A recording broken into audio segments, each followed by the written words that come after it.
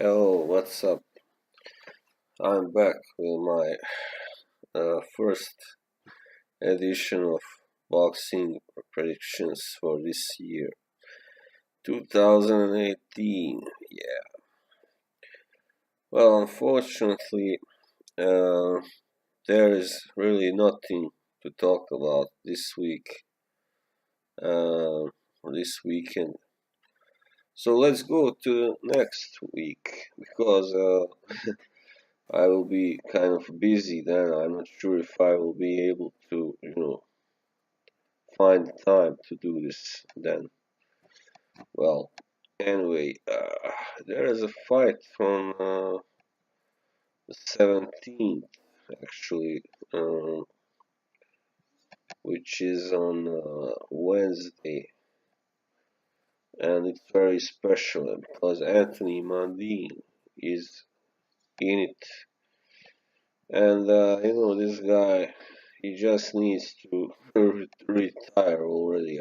I think because he has his best boxing days are far behind him, and he's been clinging on, way too long now, thinking that he still has. But he doesn't, of course, because his last victory was in 2014 against Rabchenko, Sergey,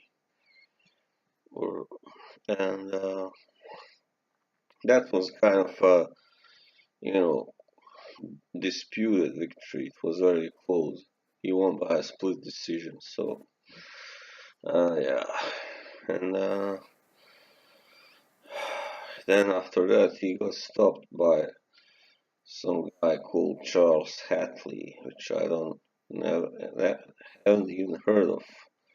He was later knocked out by Jermel Charlo. And yeah. Then he lost to Danny Green his last fight, which was in February. And now he's fighting Tommy Brown, who is also from Australia, who is actually a former super lightweight. And this is a middleweight fight. And this guy was stopped by a former lightweight, Leonardo Zampavinha. So, this is just I guess maybe it's a farewell fight, against the guy who he knows can't stop him, and I guess he, just wants to win one more time. So if that's that, then fair enough. Yeah, this guy Tony Brown, he hasn't really fought anyone except for Willie Kickett. He also lost to him on points in 2007, so he's not that much younger than about 8 years or something, but he also has a mileage on him. So I guess Mandini should win this on points, most likely. This guy is now 42, is far past his prime, so this is, this should be his last fight. Okay, well, moving on.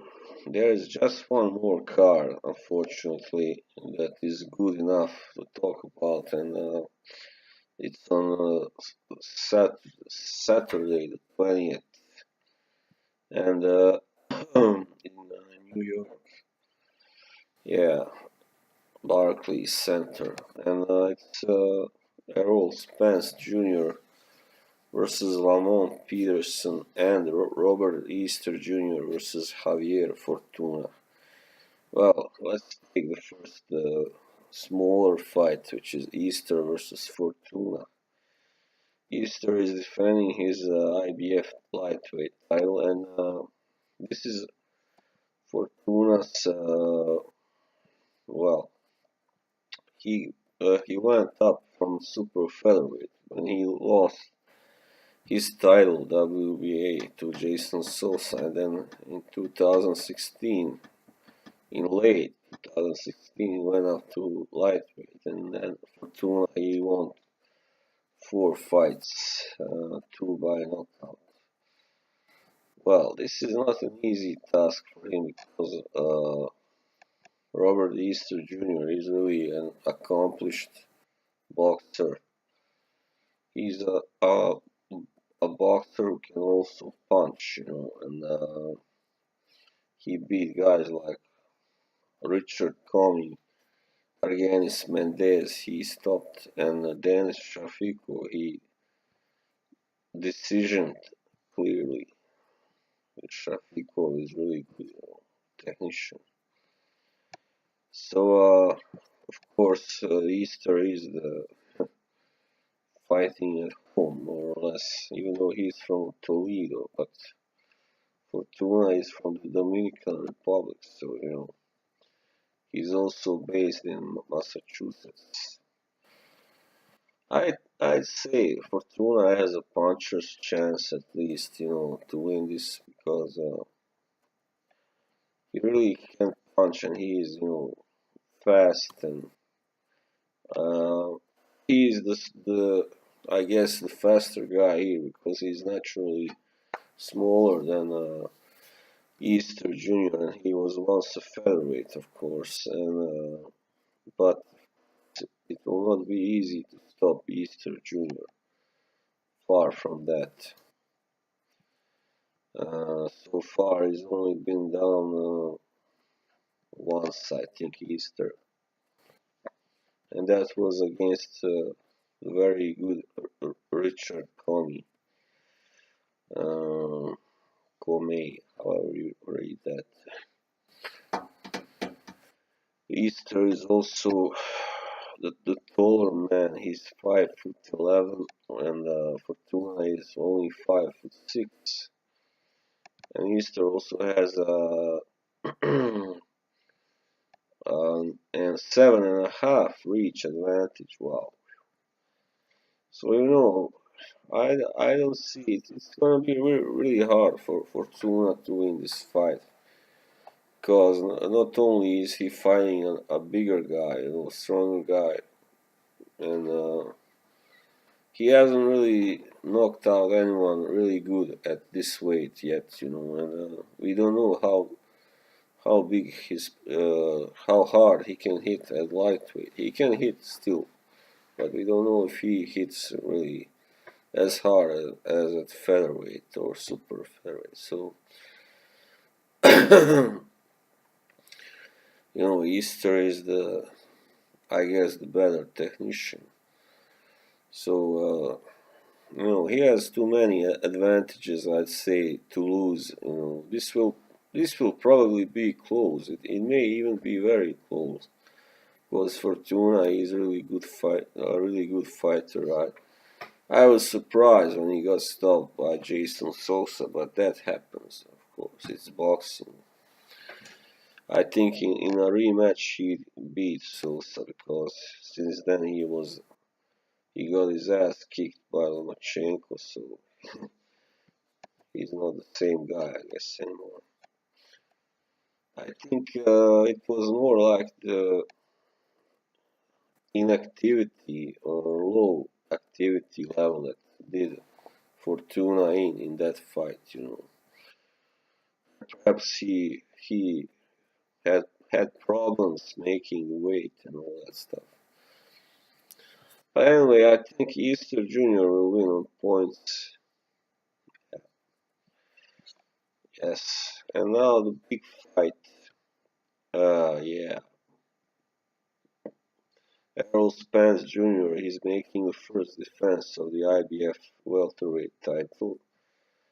Uh, and he's fighting Lamont Peterson, who used to be the WBA champion and the IBF super lightweight. But he is not. I guess his title was stripped, the last one, the WBA welterweight. He is, of course, no, he vacated it actually. He's of course a good technical fighter, and he's rather tall for a welterweight, and but so is Spence. They are equal. Actually, Spence is slightly taller by half an inch, but Peterson is not. He's never been a really big puncher, and Spence is, of course. Peterson was more like a wear him down guy, type of puncher, not like a, you know, one punch. And you know, I can't see Peterson winning here. Just he has the experience on his side, but how much is that worth against a guy like Errol Spence? Peterson is also getting on in age. He's going to be 34 actually right after this fight takes place. So you know, I'd say he's past his best, I guess. He never was really, I never thought he deserved to get a draw against Amir Khan or Victor Ortiz, but he is the American, the guy who was favored, I guess, by establishment. He's a tough guy, of course. He was only, I think, stopped by Matisse. Yes, Lucas. And he lost to Timothy Bradley and Danny Garcia. Yeah, but that fight, many people said that actually Peterson should have won that fight. And anyway, so he can make it close, I guess. I expect him to give Spence a good fight, a run for his money. But Spence, he just has too much, too many tools to lose this fight. And he's the younger man, the hungrier man also. So whether he will be able to stop Peterson, well, it's possible. Possible always. He is so far. He stopped one, two, three, nine of his last opponents, and like almost half of them were, elite level fighters, more or less. Bundu and Algieri and Van Herden and Brook, of course. Yes, Peterson. What I like about him is he throws a lot of punches, but he knows how to pace himself, and don't punch himself out. That's really important. Uh, I just don't see any kind of scenario how in which Peterson can win, unless, of course, he should get a gift decision. But I don't know why anybody would do that now, because Spence is the bigger name now. He's the hotter name, and everybody wants to see him go on and fight Thurman and that guy, the other guy. Wait, what's his name? Sean Porter, yeah, and all those guys. Crawford eventually, because if he should lose this, I mean, if they should screw him, you know, anything can happen. So I don't think that will, he will most definitely win. It's like 99% chance that he will win. But perhaps not by a knockout. That's not such a big. But I can see it happening. I mean, if Matisse could do it in 3 rounds only, then why not Spence also? And if so, then it would most likely happen somewhere between the 6th and 10th round. Uh, I guess it's safer to bet on a points victory. I think maybe because Peterson is he's got skill and experience, and I don't think he will engage so much. He will avoid trading, and all that. He will just try to make it to the final bell, and yeah. So Spence will win definitely. There's also a fight between Marcus Brown and some guy, Francie Ntetu, who is from Congo, based in Canada. And this guy lost to David Benavides already by TKO. By the way, Benavides, he's a really good fighter. He just won the super middleweight WBC title, and he's gonna fight in February. But more about that when that time comes. So that was, I guess, all. Thanks for watching. Bye bye.